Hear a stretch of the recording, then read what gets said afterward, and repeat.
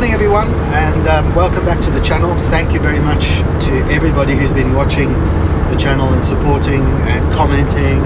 I really enjoyed it, and I try to respond to every single one of them if I can. I'm off to Cambridgeshire to go and pick up another bike. Yes, I'm still got that disease, it hasn't left me. Although after this I really have to temper it because I've got enough motorcycles that some of you well know. So today we're off to pick up no less the CR500 Honda, the two-stroke beast. This is a monster of a bike. They were just unfettered, scary, enjoyable motorcycles, and it's something that you don't see these days. Even the modern two-strokes are much smoother. Four-stroke bikes probably pushing out around about 40 odd horsepower. This thing on a good day will push out 64 horsepower. If you consider how light this two-stroke is just almost unfathomable. I can't wait to try it. I think I'll probably go rather easily on that. But anyway, I don't want to scare you, but this motorcycle is in pieces. It's a bit of a wreck. It's the only one I could afford, so I'm going off to meet a chap called Martin who sells these CR500s, and it's rather unusual because if you go and look for a CR500 online, they generally have been restored already and they're pushing prices that most of us can't afford. But he seems to be able to find ones that are in pieces or real barn finds. Some are in better condition than others, but rather unusual, and probably the only guy I could find online anywhere in the world that was selling these bikes. So he's a really good contact to have if you're looking for a motorcycle like a CR500. So let's go over and meet Martin, and hopefully we can help him sell a few more of these motorbikes. This is insane.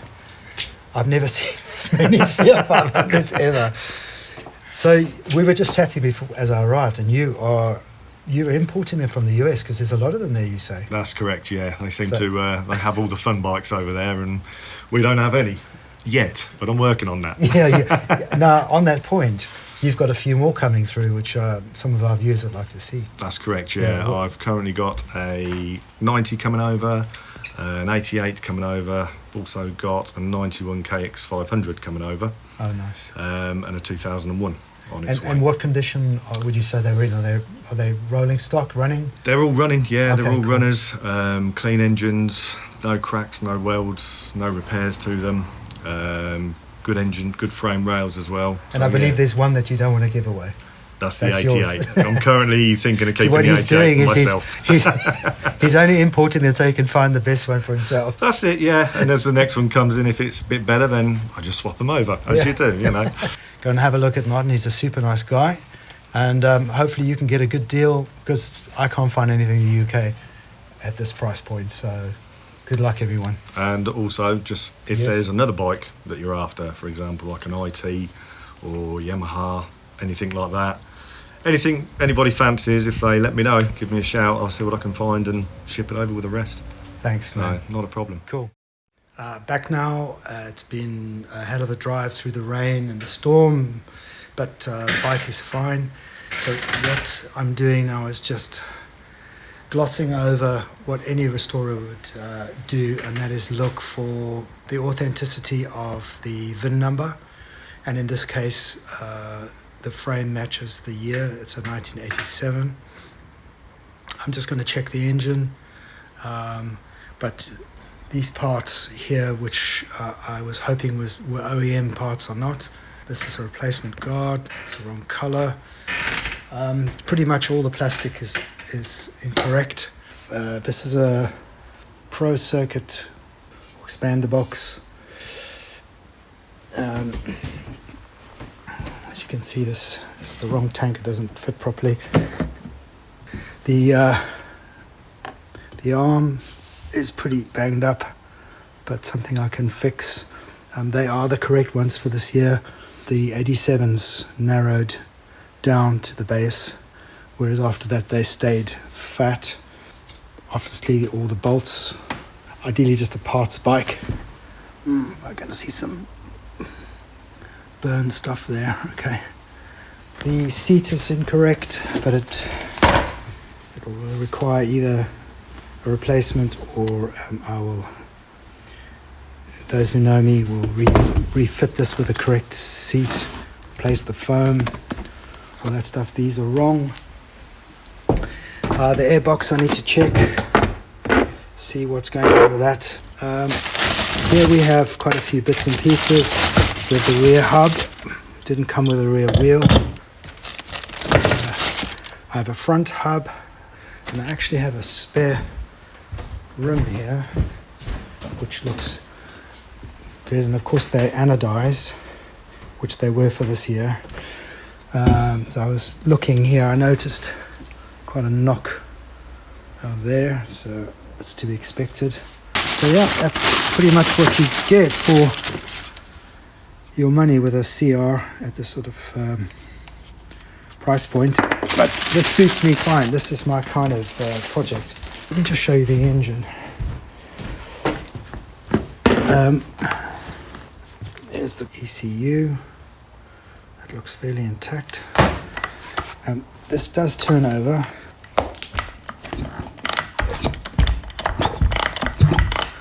So that's all okay. It's not seized. But it is in a bit of a state. That's got some horrible stuff on it. Oh dear, I can see a bodge job on that. This cover needs to be replaced. Okay, those splines look good. Here what I thought was a crack in the photograph, which put a lot of people off, is actually just paint. The only really bad bit that I can find here is this big piece here is broken. So maybe I can fix that. And we'll give it a go anyway. One other thing is I need to check the number. This should be ML3, not 3R. I'll find more welding here. There you are. All these things come with a great level of excitement. I mean, just look at the size of this head. I mean, and it's a two-stroke. I mean, it's just, imagine what this does. And it's so light. I can just pick it up with one hand.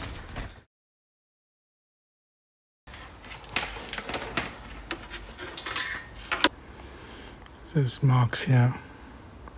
So we need to check, but it doesn't look awful.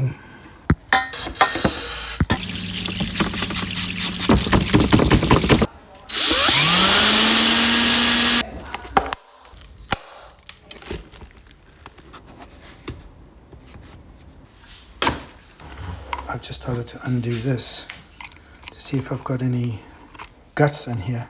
Please.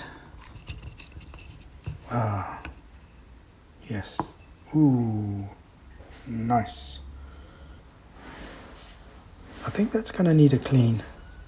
So I'm at home this evening. I've taken the carb home because I've got space here, and let's be honest, I don't watch TV. So this took some heat and a lot of effort to bang this pin out to free the floats. So we're going to give those a clean.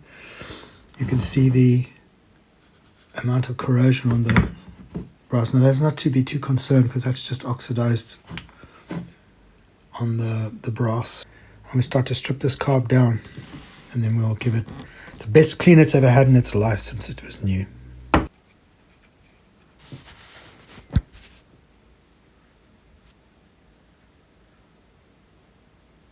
you go. It's still fairly new. It's all pretty much cleaned out and the jets have been blown through, so all good. Even though this does look clean, I'm still going to put this in an ultrasonic cleaner because there's a lot of scale. Now, you can still blow through these holes, but it's not guaranteed that the hole apertures are correct. They might be too restricted, which will maybe not necessarily cause a failure of the engine to start, but it certainly won't run at optimum.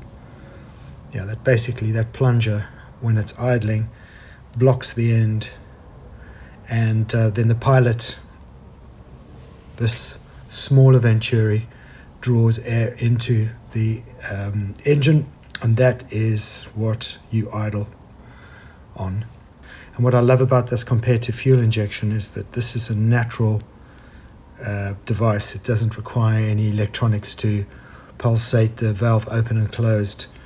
Yes, there are advantages to fuel injection, I get that, but there's something really alive about gravity-fed fuel and air pressure.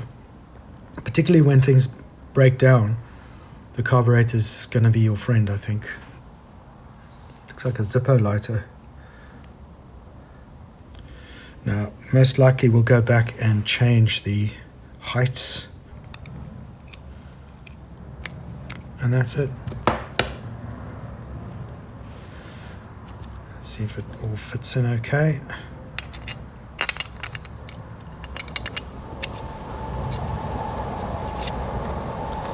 Hey. Cap on. There we go.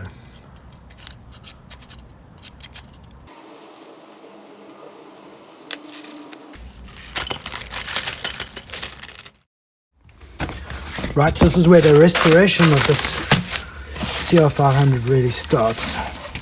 I could not find a decent priced silencer anywhere, so I've gone for a pretty knackered one.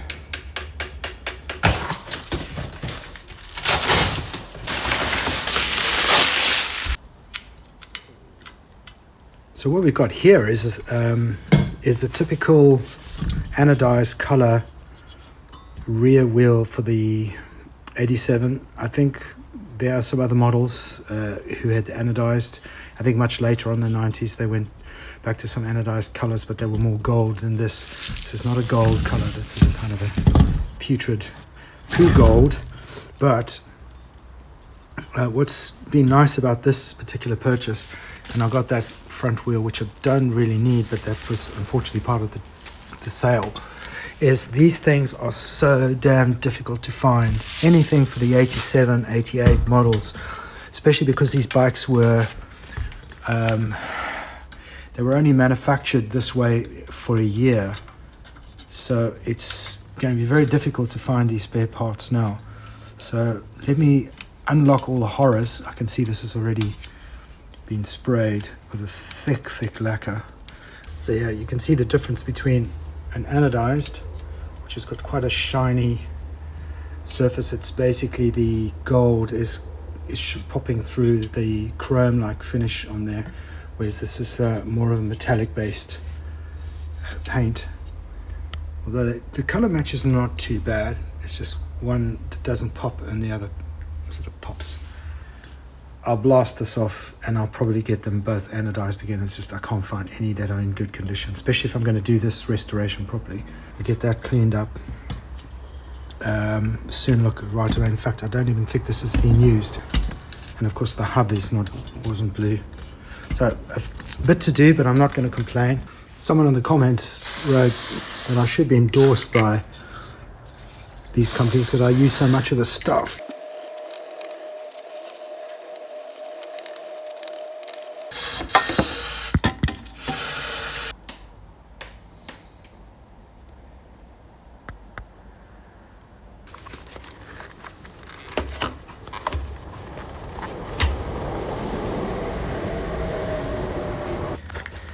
Exciting day today. Guess what I've got? OEM parts, and they're in good nick. Really nice. Those look so good. Come on, man. There we go. There's another OEM part.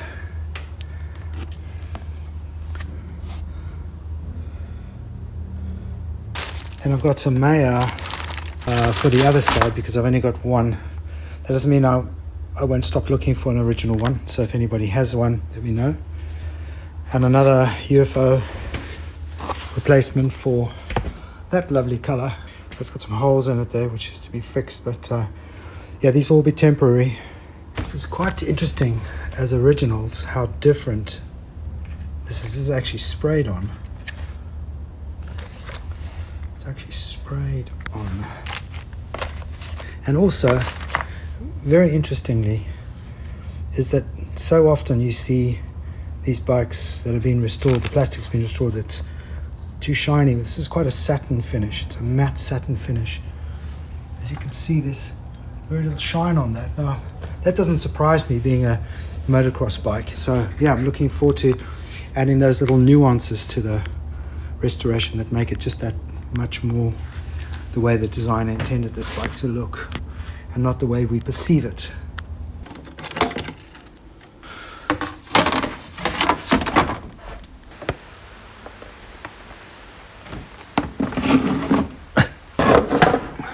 Let's get this tank off. You can see that didn't go very well. This is the least complicated strip. I mean, it is so basic. Bye-bye.